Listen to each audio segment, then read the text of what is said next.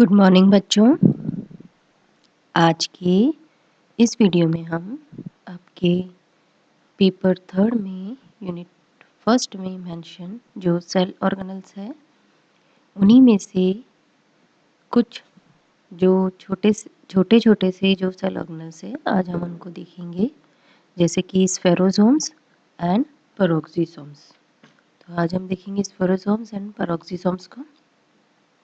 आज उनकी स्टडी करेंगे कि ये कहाँ स्थित होते हैं, इनके क्या क्या फंक्शंस हैं। स्फेरोसोम्स और पेरोक्सिसोम्स आपने नाम सुने होंगे, दोनों ही बहुत छोटे हैं, उनकी बहुत छोटी सी डिटेल है, ज़्यादा बड़े नहीं हैं। तो चलो सबसे पहले हम देखते हैं स्फेरोसोम्स को। स्फेरोसोम्स, इनकी जो खोज है यानी खोज का जो श्रेय है वो एक तो डेंजियर्ड तथा परनेर को जाता है। उन्होंने क्या किया था, पादप कोशिकाओं में लाइसोसोम्स के समान रचनाओं की खोज की थी और फिर उन्हें स्फेरोसोम्स कहा गया। हालांकि कुछ साइंटिस्ट ये भी मानते हैं कि एंडोप्लाज्मिक रेटिकुलम से बडिंग के थ्रू यानी मुकुलित प्राथमिक लाइसोसोम्स को ही स्फेरोसोम्स मानते हैं। और ये जो ऑर्गेनल है वो एनिमल सेल में नहीं पाए जाते हैं, तो ये चीज़ याद रखना आप, ये केवल और केवल प्लांट सेल्स में ही पाए जाते हैं स्फेरोसोम्स। स्फेरोसोम्स प्लांट पादप यानी कि पादप कोशिकाओं में पाए जाते हैं, जंतु कोशिका में नहीं पाए जाते, इनका सर्वथा अभाव होता है। आप इसकी संरचना देख सकते हैं कि किस प्रकार से ये गोलाकार और एकल इकाई कला युक्त होते हैं। तो स्फेरोसोम्स अत्यंत ही सूक्ष्म गोलाकार रचनाएं होती हैं जो कि लाइपोप्रोटीन से बनी एकल इकाई कला से परिबद्ध होती है।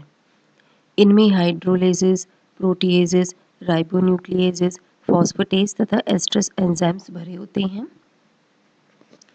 विभिन्न प्रकार के इनमें एंजाइम्स भरे होते हैं और तेल की कुछ बूंदें होती है। मेनली तो इनमें वसीय पदार्थ होता है। मेन तो ये स्टोरेज जो है ना, लिपिड का और जो फैटी एसिड्स है उनका ये स्टोरेज करते हैं। स्फेरोसोम्स का जो मुख्य कार्य है वो भी वसीय पदार्थों का एकत्रण यानी कि कलेक्शन करना ही है और फिर उसका परिवहन यानी कि ट्रांसपोर्टेशन तथा संश्लेषण करना है यानी सिंथेसिस। और ये ज़्यादातर पाए भी उन्हीं पदार्थों में जाए जाते हैं, जैसे कि वसीय पदार्थ युक्त बीज जैसे मूंगफली, सरसों, तिल, ये जो जिसमें तेल ज़्यादा होता है ना, आदि की कोशिकाओं में स्फेरोसोम्स बहुतायत से पाए जाते हैं। तो ये जो स्फेरोसोम्स हैं, ज़्यादातर जो वसीय पदार्थ होते हैं जैसे मूंगफली, तिल, सरसों और भी बहुत सी जिनमें से तेल निकाला जाता है, जिन जिन प्लांट मटेरियल में तेल की मात्रा अधिक होती है तो उनमें इनकी अधिकता पाई जाती है। स्फेरोसोम्स की डायग्राम में देख सकते हैं कि ये मूंगफली के स्फेरोसोम्स का इलेक्ट्रॉन माइक्रोस्कोपिक चित्र है। तो ये तो है स्फेरोसोम्स। अब हम नेक्स्ट देखते हैं सॉरी बच्चों, पेरोक्सिसोम्स। पेरोक्सिसोम्स आपने नाम सुना होगा। पेरोक्सिसोम्स की खोज का जो श्रेय है वो डी डवे, डी ड्यू, ये डी डवे ने तथा टॉलबट को दिया जाता है। ये अधिकतर जंतु कोशिकाओं में पाए जाते हैं। देखो स्फेरोसोम्स थे वो प्लांट कोशिकाओं में और पेरोक्सिसोम्स जो है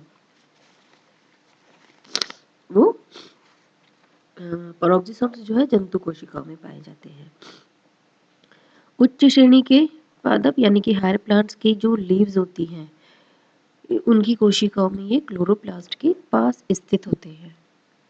इन अंगकों में पेरोक्सीडेजेस एंजाइम्स प्रमुख रूप से पाए जाते हैं, इसी कारण इन्हें पेरोक्सिसोम्स नाम दिया गया है।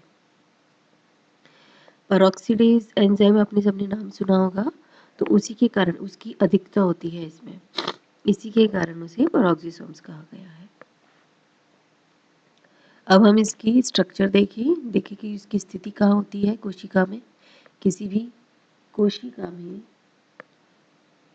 ये जो है पेरोक्सिसोम्स सूक्ष्म 0.3 से 1.5 माइक्रोमीटर व्यास की गोल रचना होती है जो आकार में अ, उससे छोटी होती है। ग्लायोक्सिसोम्स या जो स्फेरोसोम्स होते हैं ना, इनसे छोटी होती है थोड़ी। एक कोशिका में इनकी संख्या 10 से 100 तक होती है।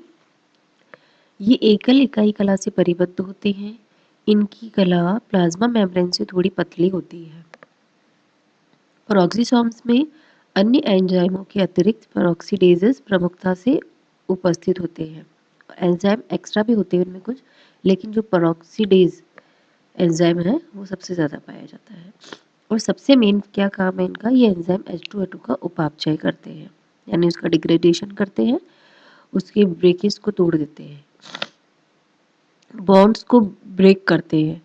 पेरोक्सिसोम्स में पाए जाने वाले जो और महत्वपूर्ण एंजाइम है उनमें glycolic acid oxidase, catalase, D amino acid oxidase, urate oxidase इत्यादि हैं। पेरोक्सिसोम्स की इकाई कला भी अन्य अंगकों की भांति लाइपोप्रोटीन्स की बनी होती है। इसके भीतर एक बारीक कणिकीय मैट्रिक्स होती है जो स्थायी रूप से देखी जा सकती है और पेरोक्सीडेज एंजाइम हाइड्रोजन पेरोक्साइड के उपापचय से संबंधित होते हैं। इसकी उत्पत्ति या ओरिजिन हम अगर देखें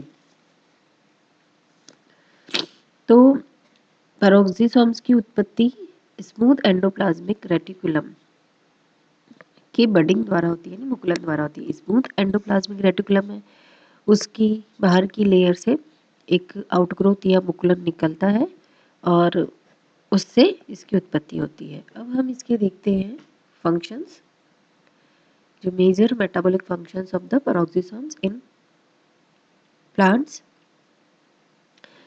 अब ये तो बता ही दिया है कि पेरोक्सिसोम्स का सबसे महत्वपूर्ण कार्य विषैले पदार्थ H2O2 का विघटन करना है।